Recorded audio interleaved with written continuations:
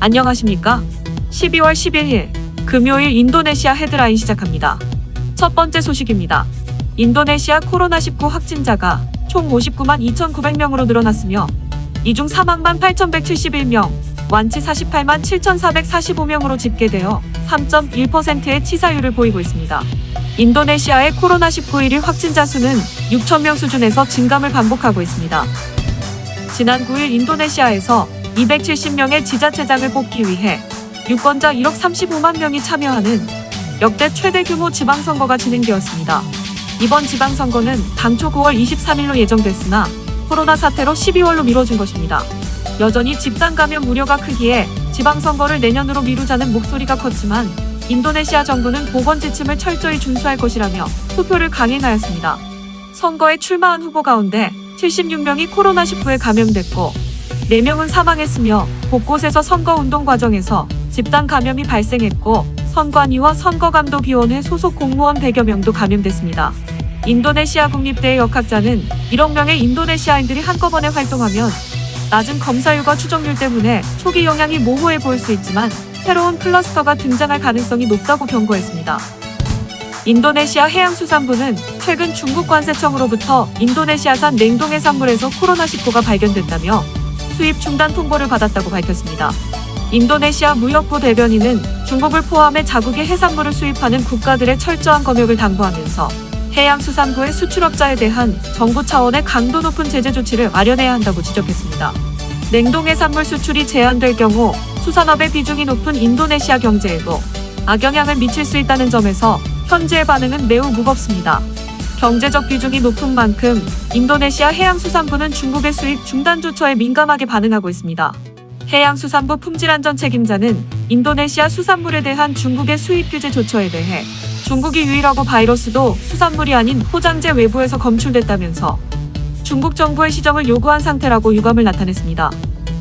조코이 대통령은 중국 시노백의 코로나 백신 120만 회 분량이 수입되었으며 다음 달에는 180만 회 분량을 수입하는 등 이 숫자는 계속 늘어날 것이라고 밝혔습니다. 또한 완성된 형태의 백신과 별개로 1,500만 회 분량의 백신 원료를 이달 중에 3,000만 회 분량 원료를 다음 달에 들여와 국영제약사 바이오파르마가 생산할 것이라고 덧붙였습니다. 이어 백신 접종을 시작하려면 여전히 식약청의 절차가 선행돼야 한다며 과학적 고려와 임상시험 최종 결과가 코로나19 접종 시기를 결정하게 된다고 설명했습니다. 하지만 백신이 있더라도 마스크 착용, 거리 유지, 손 씻기 등 3대 보건 지침을 엄격히 따라야 한다고 강조했습니다.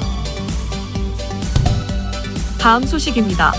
인도네시아 국방부는 지난 7일 밀러 미국 국방장관 대행이 프라보어 장관을 방문해 양국 방위 협력과 관련해 비공개로 논의했다고 밝혔습니다. 이에 앞서 미 국방부는 밀러 대행이 인도네시아 등의 순방에서 자유롭고 열린 인도-태평양 구상을 강화하고 양국 국방협력을 논의할 것이라고 밝혔습니다. 미국이 주창한 자유롭고 열린 인도-태평양 구상은 1대1로를 내건 중국에 대항하는 정책입니다.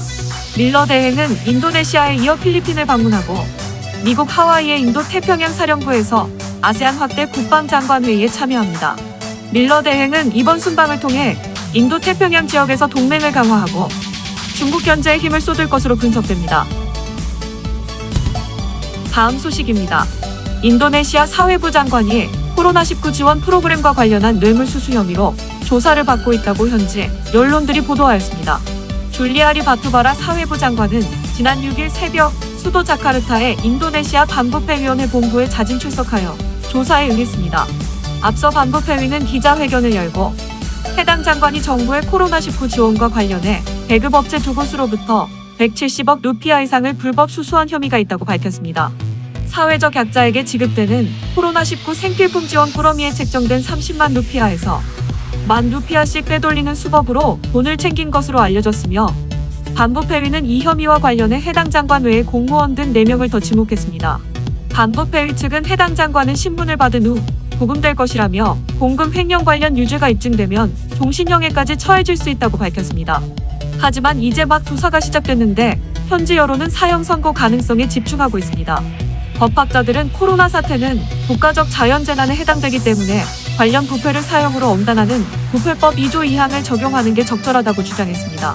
이슬람 최고 의결기구인 울라마 협의회도 동조하며 코로나 사태로 더 고통받고 있는 사회적 약자들의 몫을 훔친 모령치한 범죄는 사형이라는 충격요법을 써야 이후 비슷한 범죄를 예방할 수 있다고 주장했습니다. 한편 연이은 현직 장관들의 부정부패 사건으로 현 정권에 부담이 되게 되었습니다. 다음 소식입니다. 자카르타 경찰청장은 지난 7일 자카르타에서 동쪽으로 50km 떨어진 고속도로에서 리지크 시하브 지지자 10명을 태운 차량 2대와 경찰 간의 총격전이 발생했다며 경찰의 대응 사격으로 6명이 사망했다고 기자회견을 통해 밝혔습니다. 이슬람 수호전선 지도자 리지크 시하브는 이날 오전 10시 경찰에 출석하라고 소환장이 발부된 상태였습니다.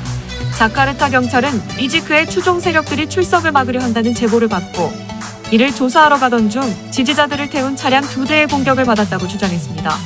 경찰청장은 지지자들이 차량을 이용해 경찰차를 들이받아 세웠고 이후 총기와 일본도 낫으로 공격했다며 생명의 위협을 받은 경찰이 대응 사격으로 6명을 사살했고 나머지 4명이 도주 중이라고 발표했습니다.